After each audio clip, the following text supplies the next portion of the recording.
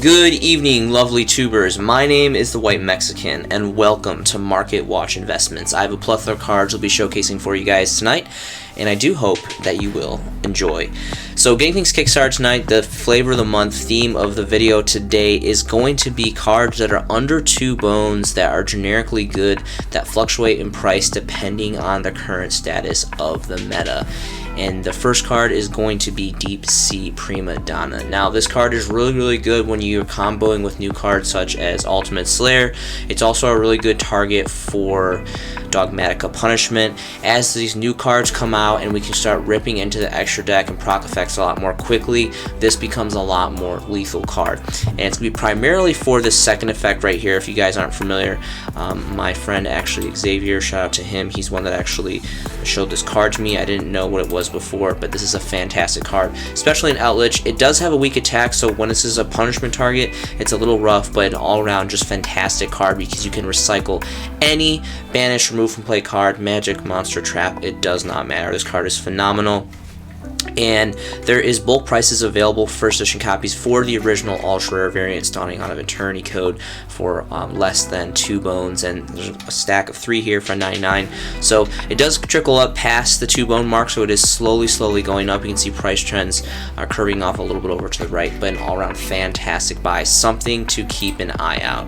Next is going to be now Shaddoll Ariel. So Shaddoll's is an amazing engine. It's very splashable and it has a huge fanboy following to it. A lot of people like it. I'm personally a big Shaddoll fan myself. Now, you don't necessarily need to run a full Shaddoll package to be running some of the Shaddoll cards. Again, they are very splashable. There's a lot of fusion cards that allow you to dig these cards from the deck, hence Shaddoll Fusion, and there's also super poly targets. There's a lot of really great stuff.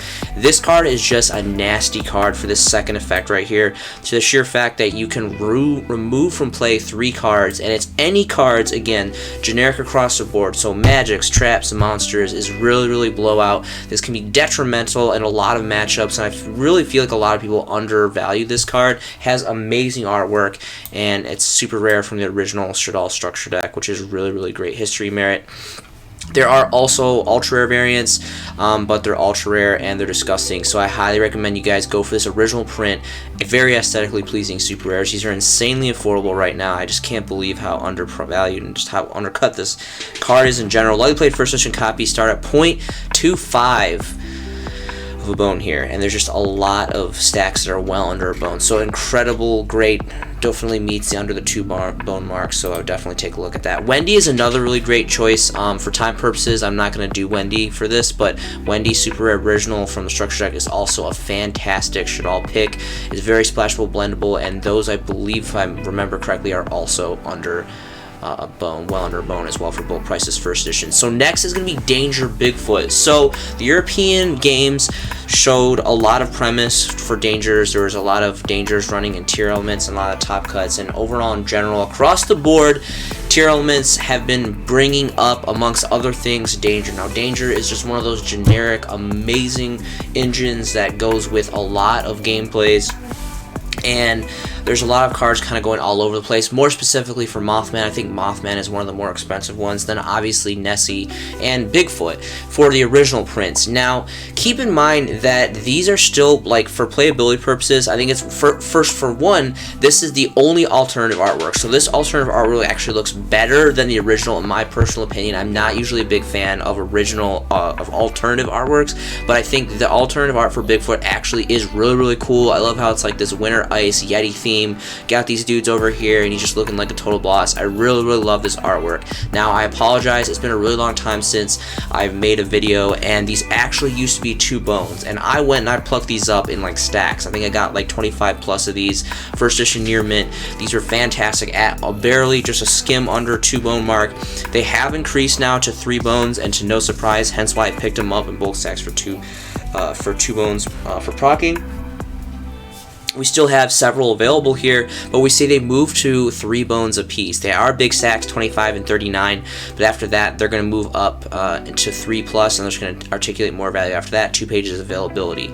Now, there also is the gold variant for the original artwork, and that is going for pretty much about the same price. Now, my personal opinion, if you're not going to go original Cybernetic Horizons, I believe it was the original for first edition Secrets, I would recommend that you guys go for the alternative art. Again, this is a solo print. This is currently the only print that we have of this alternative artwork, and it looks really fantastic. Next is going to be Ghost Circus. So I personally love my hand traps in Super Rare. I think they look fantastic, and if they get lightly played, it's not really a big deal. Now, don't get me wrong, I've had the Ultimate Rares, I have a plethora of the first edition Secret from Cross Souls. They're amazing, great collector's cards, and nothing against those. But for playability purposes, I really highly recommend White Mexican Theory here that you guys do play with Super Rares. I think they look fantastic, and again, they're just Super Rares, so if they get lightly played, it's not really a big deal. But that's just my personal opinion on the matter. Now, if we look here, this seller here has a stack of 5 of lightly played for 2 bones. I think this is a fantastic pickup. I actually thought about picking this up myself, but I decided against it because I already have a stack of super rare Ghost Ogres because it's just my favorite rarity to play with. So anything under 2 bones, again, for a hand trap like this, very generic, rolls in and out of the meta, and you know, flavor of the month changes up. I think this is a fantastic buy at that market price, 5 for 2. Alright, next is going to be something that's really obscure. So I actually just found about this card. I like to go online and do some research on Floodgates, and when I was doing some research on Floodgates, I found a lot of different variants of the Sealing Ceremony. So these are really old cards that came out of like Photonic Shockwave and Extreme Victory and what was it? Order of Chaos, I believe. And there's one for almost every attribute. I think there's 4 different ones, but the ones that are more interesting are the more popular archetypes, I think, which is going to be water. There's a lot of Marine Cess, there's a lot of Mermaid Atlantean, there's just a lot of generic water stuff that runs around. It seems to be a little bit more popular.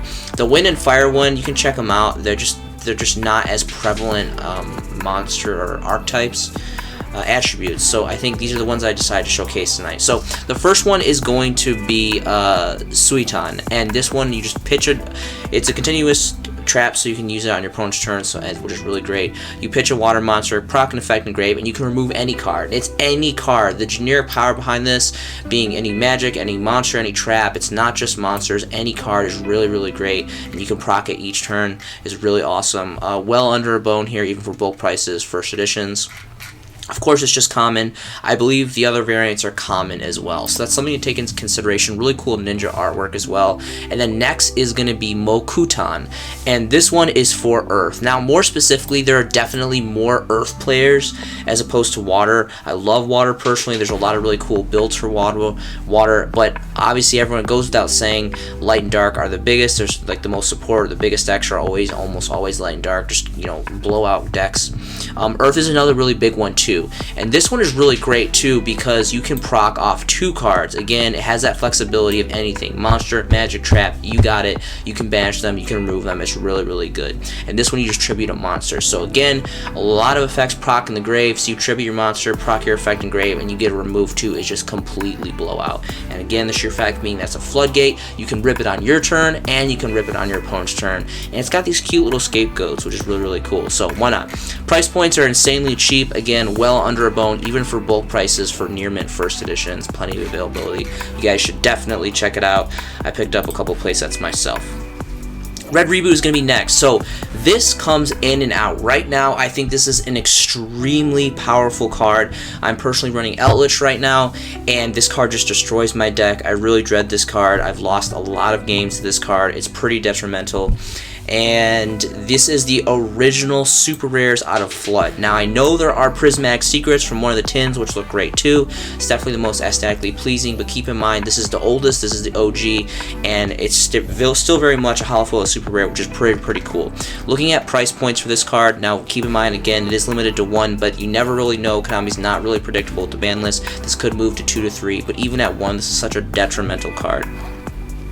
Well under a bone here for the first couple stacks, even for near mint first editions, and the whole first page here of bulk prices is under a bone. So again, this is just another one of those cards well under 2 bones that I think is great to bulk up on because you never really know when it's going to fluctuate on the market, and it's always rotating in the game states and the different metas and the different formats. Trap Stun is going to be next. So the trap stop all traps. Now, normally I cover Royal Decree a lot. I really love Royal Decree because it's, again, the trap that stops all traps, and it's another Floodgate. But The spice on Trap Stun is it's not continuous. It doesn't last past the turn. So this is an OTK card. If you're going for game state, you proc these in for side, you have a really heavy trap opponent, this can be really, really devastating. It comes in a lot of great rares. You have Secret Rare from one of the legendary collections. You have the dual terminal commons, which look amazing. But my personal favorites are the very old, very aesthetically pleasing Astral Pack 2 super rares.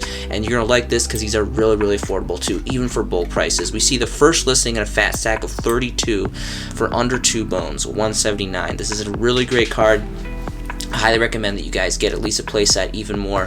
The price doesn't fluctuate too much. You can see like this big curve, and it's kind of going up and down throughout the times. I think this is a really underrated card, and it's very, very affordable right now, so I think it's an excellent choice.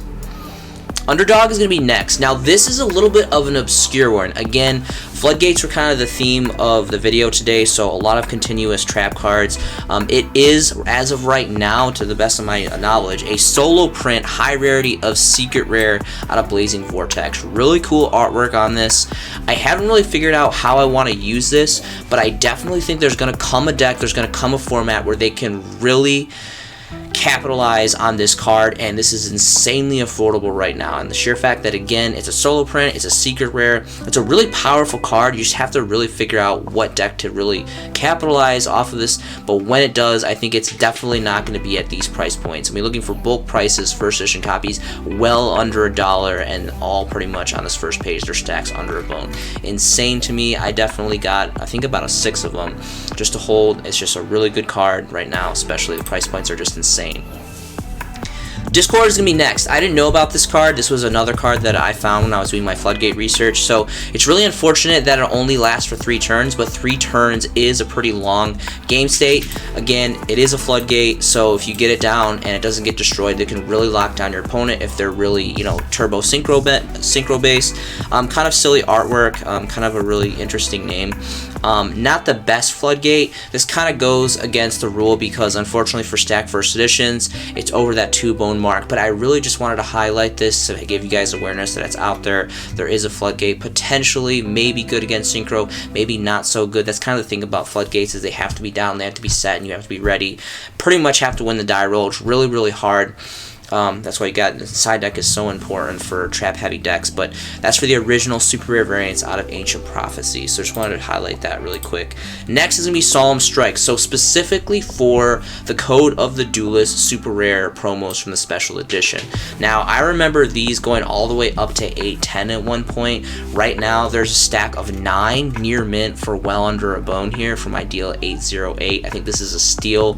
More specifically for this one, there are a couple other ones for the under that 2 bone mark for bulk prices, which is fine too. Now, there's a lot of really great rarities like the ultimate rares, the secret rares. We actually 2 different secret rares, which are really, really great. I personally run the 10 secret rares first editions, but for a bone, you can't beat it. This always comes in out of the game state. This is an amazing card, again, especially for trap heavy decks. They love this card. I love this card. It's a great card. It's very affordable. You guys should definitely check it out.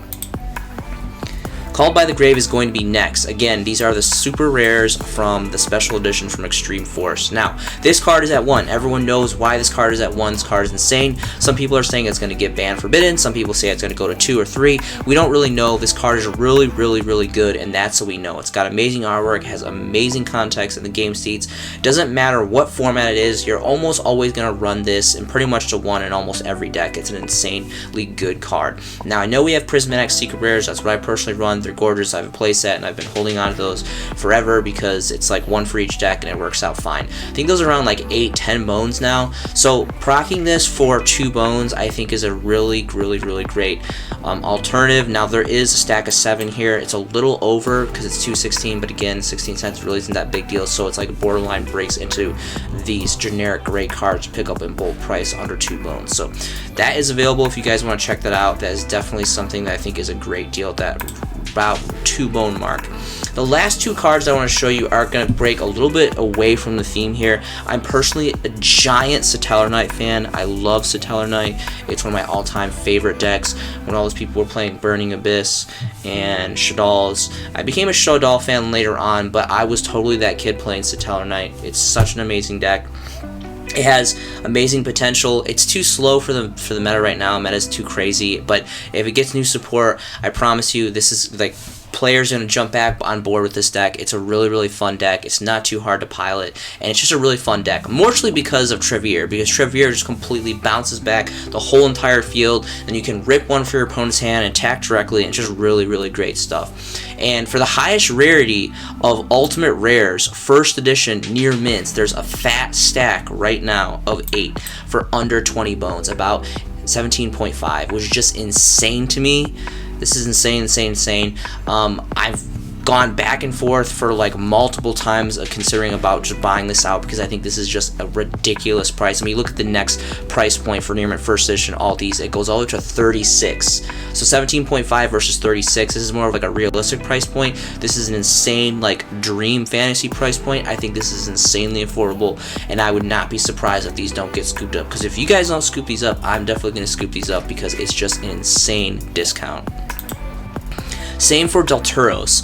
This is the Ghost Rare variants of this, and these are about 20 bones. We see there's a stack of 6 here for 1970. These are lightly played, so be aware, but again, it is high rarity Ghost Rare. Ghost Rare is amazing. There's not many Ghost Rares like anywhere across the game that you can get for first edition, even though it's lightly played. First edition Ghost Rare, under 20 bones. Bulk prices of 2 playsets of 6. It's insane to me. Thank you so much for joining me tonight. If you've enjoyed this content, please share it with someone that you believe will also enjoy it. The world is a dark place and life can be difficult. Please be aware that you never know what others are enduring. Please remember to be a friend, be a brother, be a sister. Love and encourage those that surround you always. I hope you guys are making some fantastic Yu-Gi-Oh! Investments yourself. This has been a showcasing by The White Mexican, and I'll see you in the next video.